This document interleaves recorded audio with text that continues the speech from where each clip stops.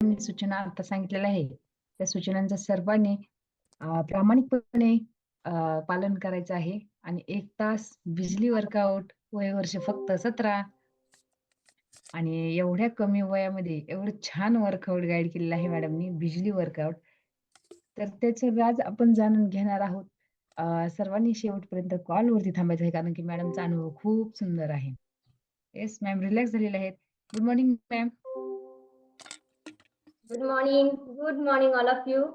First of all, thank you so much, Ashwini Gokule ma'am म्हणजेच माझ्या आत्या. खूप छान असं चेअरिंग केलं, जेणेकरून आम्हाला इकडे वर्कआउट करण्यासाठी खूप प्रोत्साहन भेटलं. त्यामुळे थँक यू सो मच. खूप छान असं चेअरिंग केलं. येस. गुड मॉर्निंग आरोग्य family. Good morning ma'am. Very good morning. Yes ma'am.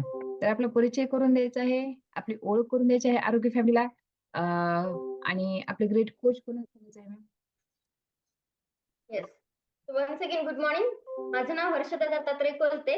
Purandar पिसर्वे येथे गाव आहे आमचं.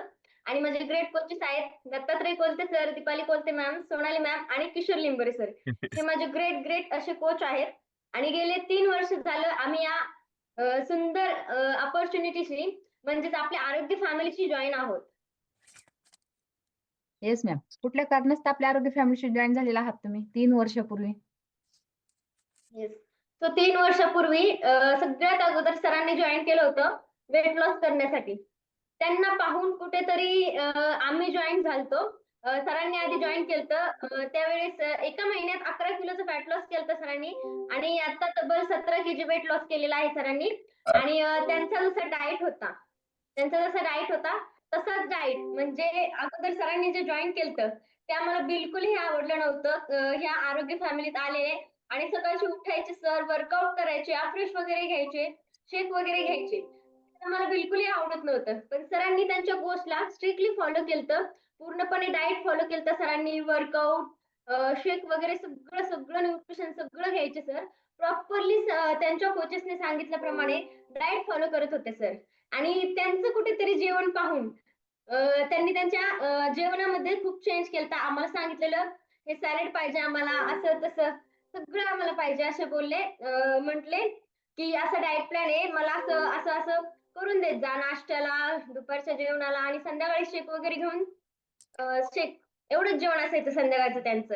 आणि त्यांचं पाहून कुठेतरी ते जे इनटेक करायचे, ते जे खायचे, त्यांचं पाहून कुठेतरी आम्ही खात होतो. आम्ही इनटेक करत होतो आणि त्यामुळे आमचं कुठेतरी वजन कमी झालतं. आमचं वजन कमी झालतं. ते जे जो डाएट फॉलो करत होते त्याच आम्ही करायचो. ते जे खायचे तेच आम्ही खायचो. असं करून माझं आणि आईचं पूर्ण 4 ते 5 केजी दोघींचंही वेट लॉस झालतं. त्यांचा डाएट पाहून. आणि त्यांच्यातला जो चेंज होता. अगोदर सर खूप म्हणजे शेतामध्ये लवकरच जायचे पहाटे.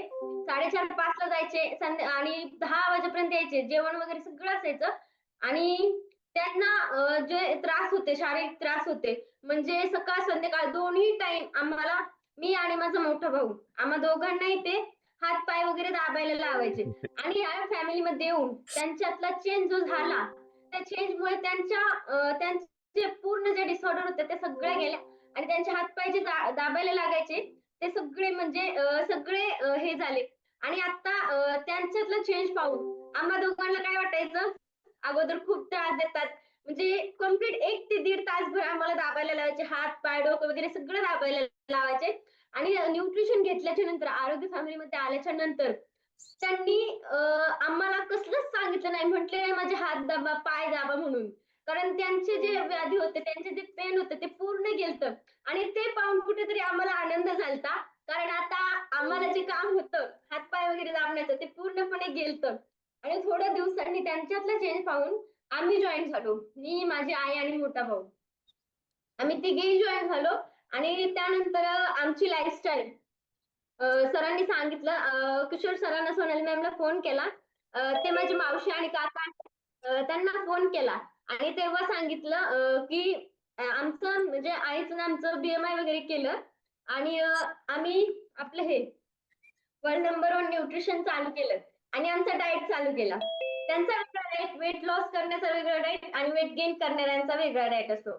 असा डाएट आम्ही फॉलो केला आणि आपल्या आरोग्य फॅमिलीमध्ये येण्याच्या अगोदर अगोदरचं सांगायचं झालं, तर आपल्या आरोग्य फॅमिलीत येण्याच्या अगोदर आम्ही 6:00-6:30ला आम्ही उठायचो.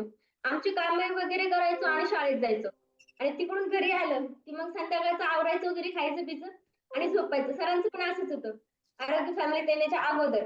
आणि आरोग्य फॅमिलीत येण्याच्या अगोदर कोविड-19 आलता. त्यामध्ये आमची ऑल फॅमिली कोरोना पॉझिटिव्ह झाली होती. कोरोना पॉझिटिव्ह झाली होती आणि आम्ही सगळेजण, घरातले सगळेजण आम्ही क्वारंटाईन झालतो. आमच्या शाळेमध्येच कोरोना सेंटर चालू केलतं.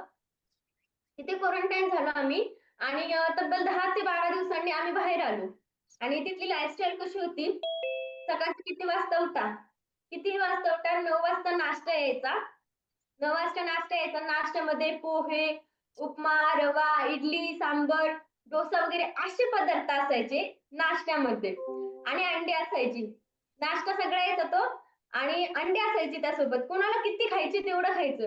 आणि सर वीक व्हायला नको म्हणून सर 4 ते 5 अंडी रोज खायचे आणि आम्हाला अंडी आवडत नव्हती म्हणून आम्ही आमच्या वाट्याची सरांना द्यायचो. का तर ते स्ट्रॉंग राहिले पाहिजेत म्हणून. आणि अशी लाईफस्टाईल असायची. दुपारच्या वेळी नातेवाईक वगैरे यायचे आणि संध्याकाळच्या वेळी कॅन्टीनचं जेवण यायचं.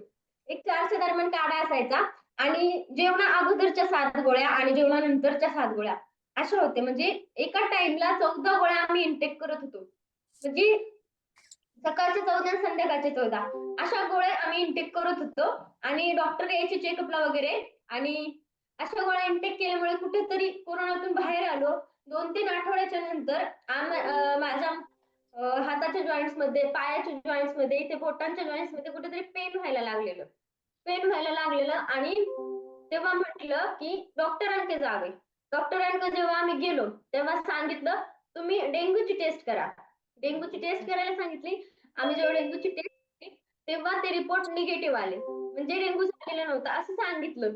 मग डॉक्टरांना आम्ही पुन्हा विचारलं सासवडमधले आणि त्यांना विचारलं, "असं का होतंय? कसं होतंय?" तेव्हा त्यांनी सांगितलं, "कोरोनामध्ये तुम्ही ज्या गोळ्या इनटेक केल्यात, त्या गोळ्यांचा साइड इफेक्ट झालता. कोरोनातल्या गोळ्यांचा साइड इफेक्ट झालता. त्यामुळे या सगळ्या व्याधी तुम्हाला निर्माण झालेल्या आहेत."